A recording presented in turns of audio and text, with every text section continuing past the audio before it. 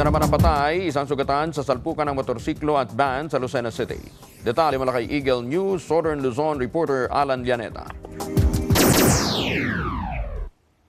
Dead on arrival ang isang lalaki habang sugatan ang kasama nito. Makaraang makasalpukan ng sinasakyan nilang motorsiklo ang isang Mitsubishi van sa Barangay Kanlurang, Mayaw dito sa lungsod ng Lucena kaninang madaling araw. Kinilala ni Quezon Police Director Senior Superintendent Tenario Ilagan ang namatay na driver ng motorsiklo na si Salvi Rojo, 27 anyos, at ang sugatang backrider nito na si John Carl Custodio, 21 anyos, kapwa residente ng barangay Dumuit. Sa investigasyon ng Lucena City Police, alas 12:15 kaninang madaling araw, sakay ang mga biktima sa Kimco motorcycle na may plakang LW3044 at binabagtas ang kahabaan ng Maharlika Highway ng naturang lugar nang biglang mag-overtake ang mga ito na nasa unahan nilang bus.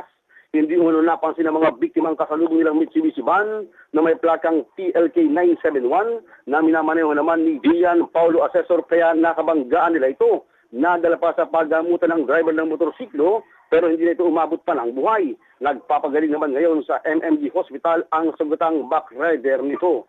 Nasa kustodiya na ngayon ng Lucena City Police ang driver ng naka-aksidenteng van. Mula Quezon, Alan Llaneta, Eagle News.